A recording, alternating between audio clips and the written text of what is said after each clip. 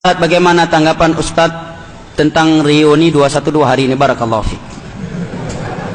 Saya ingin bertanya saja, ya, semua orang yang berilmu insya Allah tidak perlu menggebu-gebu bahas ini, karena memang orang kalau yang punya akal sehat pun bisa menilainya, ya, menilai dengan nilai agama atau dengan nilai politik, ya kan? Sekarang saya bertanya, bukankah Nabi SAW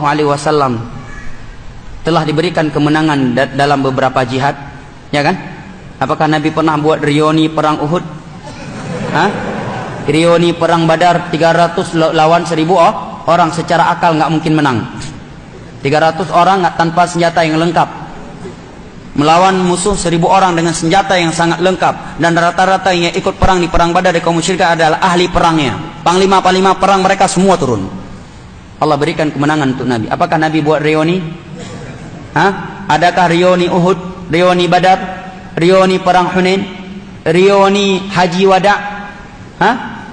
Reuni turunnya ayat Al-Quran yang memberitakan sempurnanya agama? Nggak ada, ya, nggak ada. Ini agama, mengikuti dalil, bukan mengikuti perasaan.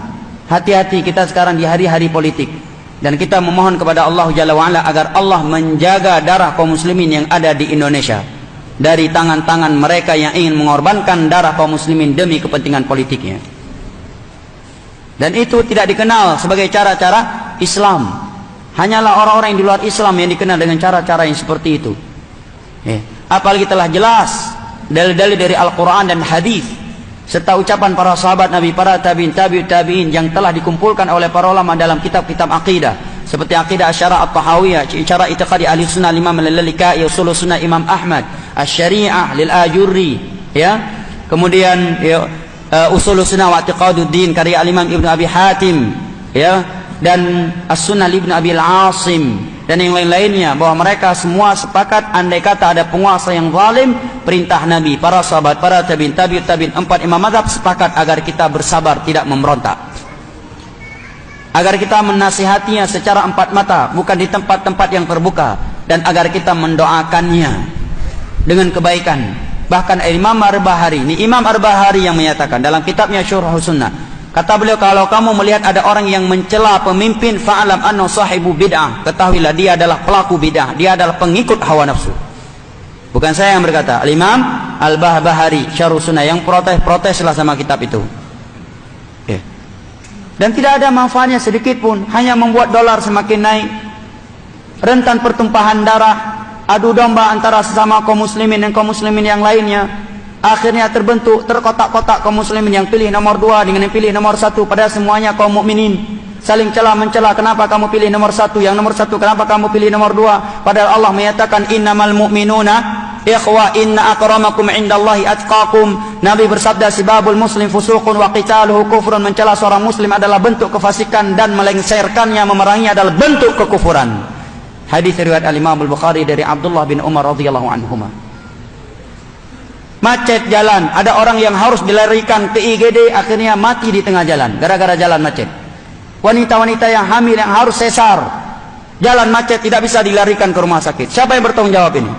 Dolar naik, siapa yang bertanggung jawab? Dan andai kata ada pihak ketiga yang ingin memanaskan suasana, apa yang terjadi kira-kira? Siapa yang untung, siapa yang bahagia ketika ada masyarakat yang melemparkan TNI Polri yang sedang menjaga keamanan, yang mereka juga muslim? Siapa yang untung? Ketika terjadi demo, saling dorong-mendorong, saling lempar-melempar, siapa yang untung? Hah? Tidak ada keuntungan buat negara, buat Islam sedikit pun. Itu hanyalah menyebabkan kehancuran untuk negara dan untuk Islam itu sendiri. Ya, kita lihat setiap demo pasti ada yang tumpah darahnya, ya kan? Dan kita nggak tahu kalau ada pihak ketiga. Awalnya aksi damai, rupanya ada yang lemparkan 1 granat, ya, mati orang yang ada di acara itu, dipanaskan suasana untuk memberontak, ya. Atau ada aparat keamanan yang mati, akhirnya temannya balas, jiwa korsa. Jadi apa negara ini? Utsman bin Affan dilengsarkan gara-gara hoak, ya. Tersebarnya fatwa bahwa Aisyah memerintahkan untuk memberontak kepada Utsman atau kepada Ali bin Abi Thalib, fatwa palsu. Dan tersebarkan selembaran kertas bahwa para sahabat Nabi memerintahkan masyarakatnya untuk melengsarkan Utsman. Dan tersebarnya di Madinah lembaran-lembaran yang di situ ada stempel istana Utsman, bahwa Utsman